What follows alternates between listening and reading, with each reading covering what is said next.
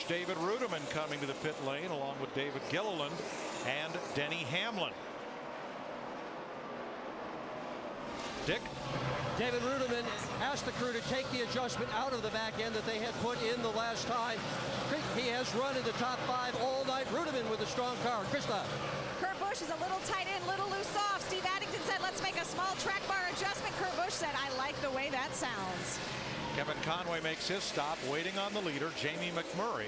He will be the last of the cars in this sequence to pit. Here he comes toward Dick Bergman. Well, Jamie McMurray's big worry, Mike, is that he has got a problem with the tachometer. On the last pit stop, it flashed yellow-red.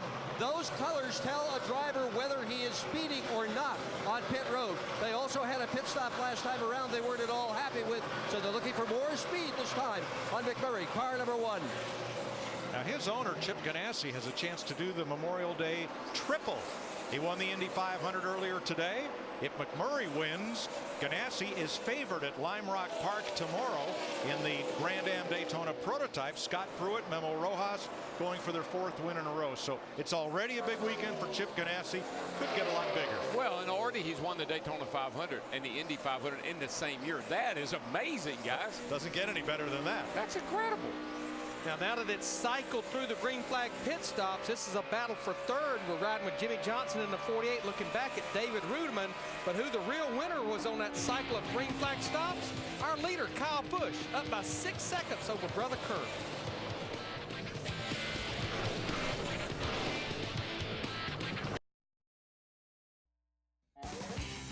The Coca-Cola 600 on Fox is sponsored by Napa. Napa Know-How.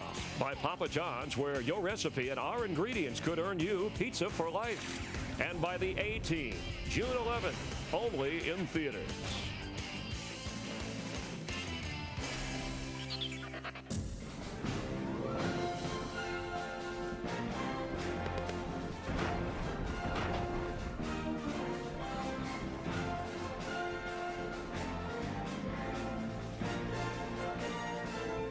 Buddy, give you about the tug here. Long day here, buddy.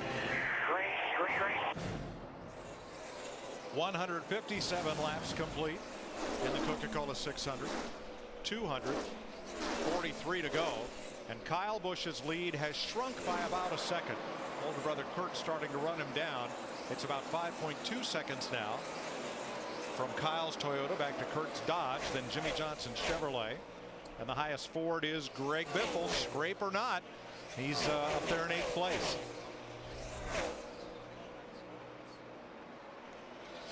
Of that lead pack, quickest car on the racetrack right now is Kurt Busch, running just over 30 seconds flat as he chases down the leader, and as Jimmy Johnson in the 48 fills up Kurt's rearview mirror. Jeff Burton and Joey Logano have been going at it all night long. This time it's for 9th place. And if you don't work on your car every time it comes to pit road, pretty soon you won't be in this race. You have got to constantly be making adjustments on your car to keep up with the racetrack. And we just had our 2nd set of green flag pit stops, and when it had all cycled out, we talked about Kyle Busch having such a lead. Now what we have here, this will be the 2 laps including the pit stop on pit road. We're going to do a little comparison here. Look at Kyle Busch in the 18 team. 1:43.6 seconds on those 2 laps including the stop. Now remember, he and his brother Kurt Busch, they were racing each other before those green flag stops, and Matt, you can see right there Kyle Busch beat Kurt by 3 seconds on that stop. Let's get a word with the leader's crew chief. Here's Matt. And Mike, Dave Rogers took a look at the tires at just twilight section here. Dave, how much has this racetrack changed since the drop of the green flag to now? I think we're about to go through our first big transition right here. We set our M&M Toyota camera up really free, and Kyle did a good job hanging on to it. We've still been tightening every stop, but I expect to be craning up real soon. All right, thanks, Dave. Thank you. Dave Rogers is new to the top of the pit box for Kyle Busch this year. He came out of the Nationwide Series for Kyle and cut his teeth up at Thunder Road. Ken Squires, little short track in Vermont. As 2nd place is at stake, the deuce of Kurt Busch, the 48 of Jimmy Johnson, and the 00 David Rudiman. Yeah, the 2 just went into 2nd. Well, he's trying to go into 2nd place. It's not a gimme, that's for sure. Well, why those guys are going side by side. David Rudiman in that 00 that you just mentioned, Mike. Look how close he's pulling up to those guys. Robbie Gordon up top, Sam Hornish on the bottom, and no clear way through for the rest of the leaders. But Kurt Busch ran that high line through turn 2 off the corner that time, and he prevailed down the back straightaway. Got a lot of traffic here they're having to work through. But you know, Larry, I think that David Rudiman in that 00 car has got a lot of motivation tonight. I think he really comes in here wanting to prove that, you know, I won this race last year and I'm the defending champion and I'm going to defend my championship. Of course, that was a rain-shortened race. Tampa, Florida native, his dad, Buzzy Rudiman, one of the all-time modified greats, as Robbie Gordon just got enough paint off the wall. Got the wall a little bit, guys, on the right side. Still rolling. Messed up our camera shot a bit. But it's got too much paint on the wall. That's the problem. That's it. Dadgum.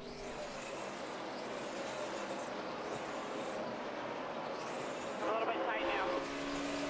Well, we've been watching Robbie Gordon in that 7 car. We're looking at him. He'd been right up against the wall the entire race. It was inevitable when you do that, just like Kurt Busch last Saturday night in the All-Star race. It's eventually just going to suck you right in. You just have no margin for error, Larry. If the car scoots a little or slides a little, gets a little loose, you're in it. Now, we know this old car is tough. It's resilient. I mean, it'll take a licking down that right side, but you can't bang it around too much.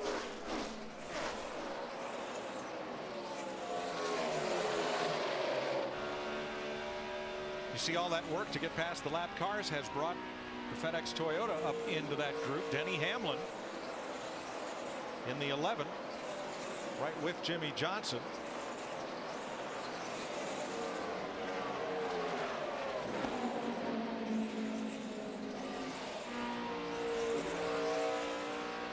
Well, you know, they make metal flake paint. Uh-oh, car going around in the wall. Slapped it. That's Jimmy Johnson, It's the 48 Johnson, car. the 48 car.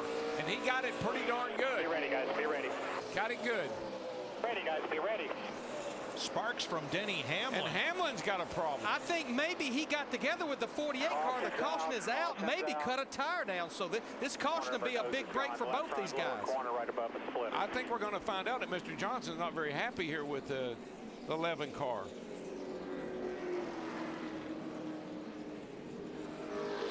Third caution of the night, and it comes at lap 166.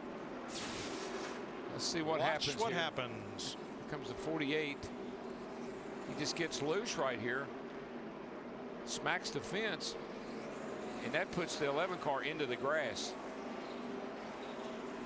11 car was trying to avoid the 48 as he was kind of trying to catch it after he hit the wall. The question, Darrell, is what got Jimmy Johnson so loose there? He just look, the car just starts wiggling a little bit with him, and we saw him do that in the All-Star race. He said it was because the car was to his outside. That's my point about that 48 car. It's just a free running race car, and you've got to be on your game. Now, Larry, you'll see it from Jimmy Johnson, and you look at all that.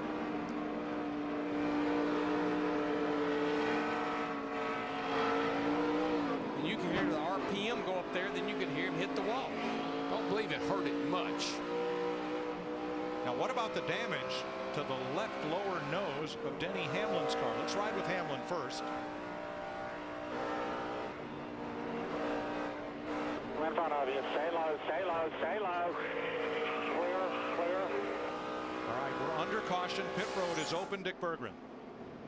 David Rudiman's car is a little bit loose, hanging out the tail coming off the corner, so they're going to tighten down a little bit of wedge, add some static weight to the left rear corner of this car. Steve. Jimmy Johnson says that he thinks he has a flat right rear tire, and that's why his car got up into the wall. It looks inflated at this point, but Ron Malik is working on the right rear of the car. Krista? Kurt Busch said the adjustments on the last stop did not help. This time, 2 tires. Matt? Right side tires only for Kyle Busch. Crash. Oh, crash with the 12. Kyle Busch coming out of his pit. Brad Keselowski trying to get in. And this is after Kyle almost had a collision with another car trying to get out of his pit stall. Matt's right there. And the steering wheel, he says, is knocked out. They've got to get the toe sticks out, Mike. Big issues for leader Kyle Busch as well as the 12 of Brad Keselowski. There was also a close call, like you mentioned, with the 43 of Allmendinger. There's the first close call. coming out around the Allmendinger car. Oh, that's a hard hit. That's going to do a lot of damage.